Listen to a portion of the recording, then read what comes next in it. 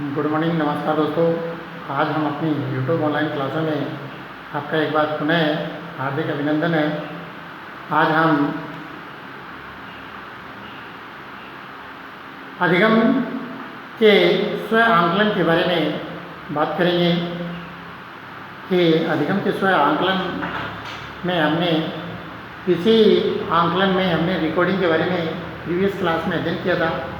आज हम नए टॉपिक में अधिगम और आंकलन के बीच का जो संबंध है वो कैसा संबंध है और ये संबंध किन किन पहलुओं पर आधारित होता है, अधिगम और आंकलन के बीच संबंध का होना आवश्यक है, क्यों है, किस प्रकार से एक दूसरे को प्रभावित करते हैं, इन सभी के बारे में हम विस्तार पूर्वक अध्ययन करेंगे।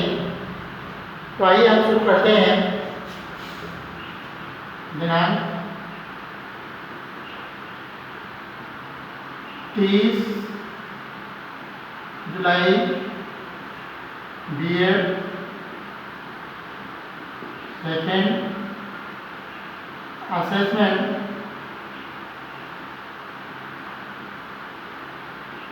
और लर्निंग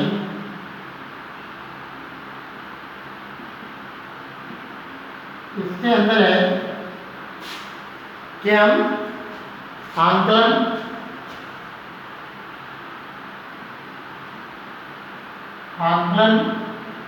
के लिए अधिगम स्व आकलन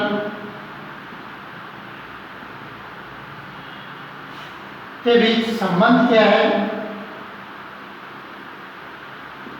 क्या भूमिका है, इसके लिए हम बात करेंगे। आकलन के लिए अधिगम। देखिए, वैसे आकलन की हम बात करेंगे, हमने पहले बात की थी अधिगम की और आकलन की, इन दोनों के बीच में क्या संबंध है, इसके लिए कैसे होता है, तो हम बात करेंगे। सीखने के लिए आकलन का संबंध। सबसे पहले सीखने के लिए आकलन।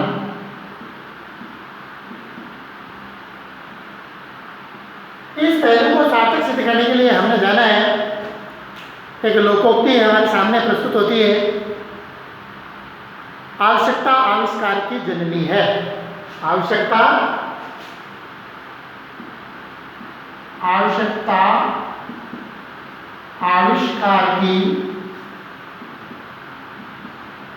आविष्कार की जननी है। जैसे जैसे व्यक्ति में आवश्यकता बढ़ती है वैसे वैसे आविष्कार होते जाते हैं। सीखना अधिगम के लिए एक महत्वपूर्ण है। अधिगम होना ही एक सीखना है। लर्निंग और असेसमेंट, लर्निंग एंड असेसमेंट अर्थात असेसमेंट फॉर लर्निंग अपने टॉपिक पढ़कर अपने पेपर का पूरा नाम ही इन पर आधारित है। अधिगम और आकलन के लिए, अधिगम के लिए आकलन, तो हम बात करेंगे जिस व्यक्ति को जिस प्रकार आवश्यकता होती है, ठीक वह व्यक्ति जैसे जैसे आवश्यकता बढ़ती जाती है वैसे वैसे उसके प्रति अन्वेषण करता है और अन्वेषण करने के साथ साथ अपने मन में थिंकिंग करता है कि अब हमें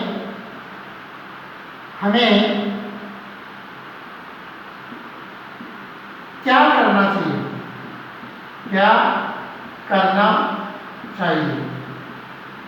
What doing? अब हमें क्या करना चाहिए। जब इनके लिए आती है तो उत्तर मिलता है हमें कुछ ना कुछ करना चाहिए, हमें कुछ भी कार्य करना चाहिए। वो कार्य कैसे हो जो इसके लिए हमारी आवश्यकताओं की पूर्ति हो, हमारी आवश्यकताओं की पूर्ति करें। इसके लिए हम बात करते हैं कि एक व्यक्ति बिना उत्साह के, बिना किसी कार्य के लिए यदि बाजार में जाना चाहता है तो वो बाजार में जाता है तो कभी इधर कभी उधर, कभी इधर कभी उधर देखता हुआ घूमता फिरता जाता है और अपने समय को व्यतीत करता है। लेकिन ऐसा जटिल ही यदि उसको कोई किसी विशेष कार्य के लिए आहूत किया जाता है तो वो इधर उधर देखने के बजाय डायरेक्ट उसी कार्य की ओर लग जाता है। जब व्यक्ति डायरेक्ट उस कार्य की ओर बढ़ता है, जैसे आपको मालूम है कि आज संडे है और आपको शाम 5 बजे तक कोई कार्य नहीं है तो आप जाएंगे मार्केट में, जाएंगे कभी उसकी दुकान पर बैठेंगे, कभी उसकी दुकान पर बैठेंगे। ये करके आप पूरा दिन भर व्यतीत करना चाहेंगे कि हमें आज उससे मिलना है 2 घंटे, 2 घंटे उससे मिलना है, 2 घंटे उससे काम करेंगे, कब सब करके वापस आएंगे।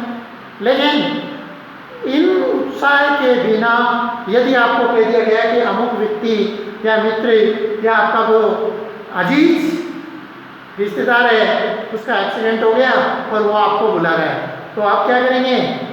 ना किसी भी जहाँ 2-2 घंटे वाले जो मित्र थे उन सभी मित्रों को यदि रास्ते में मिल करके वो आपसे 1 मिनट चाहें तो आप 1 मिनट भी नहीं दे पाएंगे। जिसके लिए आपने सोचा है कि मैं 2 घंटे जाकर के उसके पास समय व्यतीत करूँगा या उससे इस विषय में चर्चा करेंगे, आज अब जब कार्य ऐसा हो गया क्योंकि अब हमें आवश्यकता क्या हो गई? अब हमें आवश्यकता हो गई उससे जाकर के मिलना, देखना और उसकी सहायता करना, उसे जिस वस्तु की आवश्यकता है। ऐसे कार्य के लिए आप यदि नंगे पांव हैं तो नंगे पांव ही दौड़ पड़ेंगे। क्यों? क्योंकि अब आपकी आवश्यकता कोई और हो गई है। आप उस आवश्यकता की पूर्ति के लिए उस एक्सीडेंटेड व्यक्ति से मिलना चाहेंगे, उसे देखना चाहेंगे और उसकी सहायता करना चाहेंगे। तो इसके लिए हमें मालूम है कि हमें क्या करना है। ये स्थान, देश और परिस्थिति पर आधारित है। जैसी जैसी परिस्थितियाँ व्यक्ति के साथ सामने होती हैं उसी के अनुसार हमें अधिगम होता है और उसी के अनुसार आकलन होता है। हम बात करते हैं अधिगम का नजरिया। अधिगम का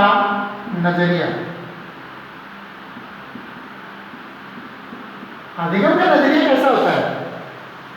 हम बात करेंगे अधिगम का नजरिया जब व्यक्ति किसी कार्य को करना चाहता है, यदि उस कार्य को करने के लिए हम पहले उस कार्य को करते हैं तो उसकी आवश्यकता के बारे में हमें पता नहीं है, और जब हमें उस विषय वस्तु की आवश्यकता के बारे में पता होती है तो हमारा एक दृष्टिपात उस पर, उस नजरिए पे गिरता है और वो हमें चंद समय में ही तैयार हो जाता है। जैसे आप परीक्षा के लिए तैयारी करते हैं, बहुत तैयारी करते हैं, एक प्रश्न है जिसको आप 100 बार पढ़ते हैं, लेकिन वो पर्सन बिना किसी आवश्यकता के या बिना किसी ललक के आपने उसको 100 बार पढ़ा और 100 बार भूल गए।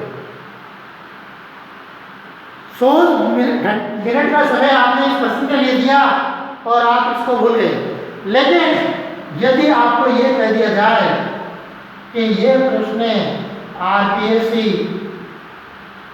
ग्रेड 2 में आ गया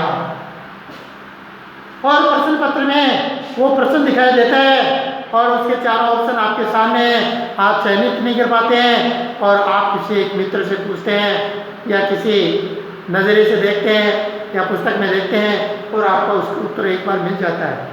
जब आपको उसका एक बार उत्तर मिलता है, आप 1000 बार पढ़ने की बजाय उस एक बार के उत्तर से ही क्या हो गया, एक सुनने मात्र से, एक देखने मात्र से और एक लफ्ज़, क्योंकि वहाँ पर आपका नजरिया क्या है? आपका नजरिया वहाँ पर एकाग्रचित है। वहाँ आपको उस प्रश्न के उत्तर की परम आवश्यकता है। जब उस प्रश्न की आपको परम आवश्यकता है तो ऐसी स्थिति में आप उसी को अध्ययन करेंगे और आपका ध्यान कहीं भी किसी भी स्थिति में परिवर्तित नहीं होगा। इसके बाद है कि सीखने की अवधारणा क्या है? सीखने की अवधारणा, सीखने का आधार क्या है? तो हम बात करेंगे सीखने का आधार है वो सबसे बड़ा आधार होता है कुछ सीखने की आवश्यकता। जो व्यक्ति, हमारे संस्कृत में कहावत है आपको इष्टतम कार्यक्रम संख्या जो आपको बहुत ज़्यादा अभिलक्षित हो, बहुत ज़्यादा आवश्यक हो उस कार्य के लिए, ठीक उसी प्रकार उसको बहुत जल्दी अधिकृत कर लेते हैं। क्योंकि जैसे पानी में डूब जाने के बाद भी श्वास लेना, चाहे श्वास में पानी अंदर जाए लेकिन वहाँ आवश्यकता किसकी है? श्वास की है। ठीक उसी प्रकार यदि आप 5 दिन से भूखे हैं और 5 दिन के बाद आपको भोजन कहीं दिखाई देता है तो आप उस सूखी हुई की सूखी टुकड़ी को भी क्या खा करके पानी पीते हैं तो आपके शरीर में अन्न का जो निवाला जाता है उस निवाले से आपके मन, मस्तिष्क और शरीर में उदर पूर्ति में इतनी तृप्ति प्राप्त होती है जितना एक बड़े बड़े व्यंजन खाने से प्राप्ति नहीं होती है। क्योंकि कई बार अधिक व्यंजन के खाने से व्यंजन में भी अजीर्णता पैदा हो जाती है। तो यही है कि अधिगम की जो आवश्यकता होती है, जब आपको अधिगम की परम आवश्यकता यानी मन में भूख जागृत होगी, बुभुक्षा होगी कि ये कार्य मुझे करना है और इस कार्य के बिना मेरे से आरपीएससी सेकंड ग्रेड फाइट नहीं होती है, तो आप दिन रात आपका ध्यान एकाग्रचित होगा। मुझे बीएड की एग्जाम फाइट करनी है तो आपका दिन रात बीएड के प्रति लगन होगा, आप किसी कार्य के प्रति उद्यत रहते हैं। तो ये स्व आंकलन के लिए, अधिगम के लिए आंकलन होना बहुत जरूरी है कि उस समय यही देखा जाता है कि मुझे किस वस्तु की कितनी आवश्यकता है और जिस वस्तु की जिसे जितनी आवश्यकता होती है वह व्यक्ति उस विषय वस्तु को उतनी ही ज़्यादा अधिग्रहित करता है। तो आज मैं मानता हूँ कि आप अपने लिए आंकलन जो कर रहे हैं वो आंकलन में ये देखेंगे कि हमें जिस विषय वस्तु की जितनी ज़्यादा आवश्यकता होगी वह विषय वस्तु उतनी ही हमें जल्दी याद होगी। याद करना नहीं, याद भूख के ऊपर डिपेंड होती है कि जैसे अध्ययन की बुभुक्षा होती है उसी अध्ययन की ललक होती है, लगन होती है। जिस व्यक्ति में जितनी लगन होगी उस व्यक्ति को उतनी ही ज़्यादा अधिगम प्राप्त होगा। तो मैं मानता हूँ कि आप अधिगम के आंकलन के लिए इस पार्ट फर्स्ट को आपने ठीक समझा। अगले पार्ट 2 में और ज़्यादा अधिगम अध्ययन करेंगे। अब हम पुनः मिलेंगे आफ्टर रक्षाबंधन के बाद। धन्यवाद। Happy Rakshabandhan, happy Eid. सब के लिए आपको एक बार पुनः हार्दिक बधाई हो। धन्यवाद।